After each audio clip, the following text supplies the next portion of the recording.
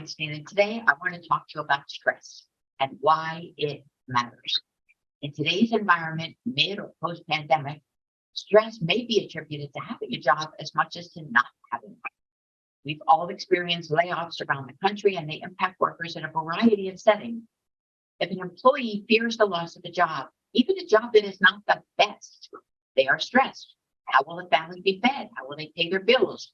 Well, they have to think twice before making routine purchases. We all have different stress triggers. Work, though, tops the list. So what are the causes of work-related stress? Being unhappy in your job, a heavy workload or acuity level, too much responsibility, work hours, poor management, unclear expectations of your work, lack of input in the decision-making process, working under unsafe conditions, insecurity about your chance for advancement, fear of failure, risk of termination, and of course, there's always bullying. Workplace stress, longer hours, greater workloads, staff reductions. These and other factors contribute to stress in the workplace. For those of us who work shift work, stress is a constant. It affects fatigue, safety, retention, and outcomes. Shift work disorder, or SWD, is a circadian rhythm disorder, and about 20% of the workforce is involved in rotating shifts. Their schedules are in direct conflict with the body's normal rhythm. Thus, they experience difficulty adjusting to a diverse sleep and wake schedule.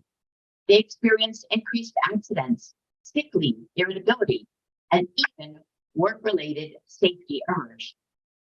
There's a cost to family.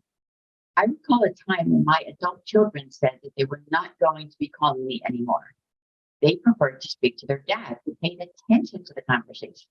They tested me on what they had said at the end of the call. And although I could repeat nearly word for word their comments, my background typing and shuffling of papers made me pay a price. Family is important, and family time should be just that, family time. Conflict and confrontation. Difficult people generate difficult work settings. We've all been there. A workplace may sometimes seem like a battlefield at every turn of the road or within each department. Conflict is inevitable, but it doesn't mean that it's time to seek another job. Instead, remember that it takes two to tango, so own your part in the disagreement so that you may move on. Allow a cooling off period. I recall a time at a prominent medical school in the Chicago area when one of the clinical chairs was a source of constant conflict. I found it beneficial to type a response, print it out, lock it in my drawer, and shred it the following morning. My assistant found it beneficial to hang a soft dartboard behind her door, and in the center, she placed a headshot of the offender. She actually threw darts, removing them before leaving her office. Was it extreme? Of course, but it gave her great relief from an otherwise confrontational situation. And then address the issue and apologize as appropriate. Time does heal wounds as you both move ahead. There's a cost to relationships. Owners and managers can be transparent and avoid overloading staff.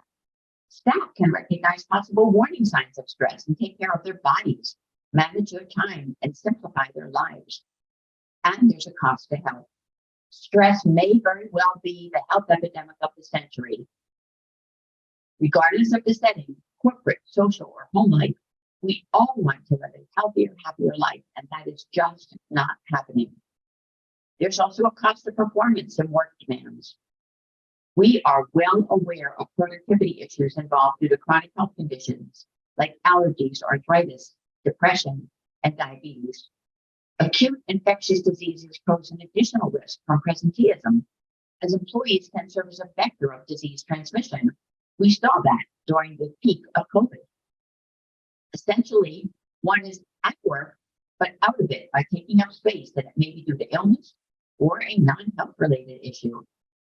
Presenteeism is a productivity and performance issue, including safety concerns, equipment breakage, and work-related accidents. A comprehensive workplace wellness program may be beneficial for employee health and the company's financial well-being. What drives healthcare workers to come to work while ill? The answer to this question is complex, and it may depend on the job itself, the discipline of the employee, rank within the institution or system, financial security, and the level of work involved. It may even involve a pandemic. The evidence. Achieving healthy work environments requires transformational change with interventions that target underlying workplace and organizational factors. The trend toward healthy environments within the workplace is aimed at overall well-being. Are you stressed because you have a job or because you don't have one? Eddie Hillison tells us sometimes the most important thing in a whole day is the rest that we take between two deep breaths. So how should we begin? What will work for you? What's relaxing for you may not be for another. You may try relaxation and find yourself impatiently tapping your finger, wishing it to be over. You probably need it more than those who can easily and deeply relax. And it may take you longer to learn to quiet your mind. Take heart, you can learn. The trick is to find the technique that works for you personally. Begin by choosing a method that appeals to you while allowing your mind to tailor it to work better as time goes by. In my stress management workshops, I offer alternatives to relieve stress, including focus intently on anything that relaxes you. Focus on your breathing. Focus on the inhale, and as you exhale, think, I'm relaxed. That's all you need to do over and over. Visualize a relaxing scene, a favorite vacation spot, the beach, the woods, or incredible sunsets. Choose one scene and focus on it. What else can you do? Set aside 20 to 30 minutes of uninterrupted time on a non-digesting stomach before you eat a meal, not right after. Play relaxing music if you like. Sit upright with your spine straight and both feet on the floor, or lie down, but don't fall asleep. Begin with deep breathing for a minute or two and give yourself a body sigh. It's okay for distracting thoughts to enter your mind. Take another deep breath and just move on. Or push away those distracting thoughts. Imagine pushing them to join other background thoughts that are circling above your head. Just relax. Return your focus to the present and stretch before you get up. Practice this powerful skill of relaxation regularly. Once you get good at it, I can almost promise you, you'll find it one of the most powerful stress reduction techniques.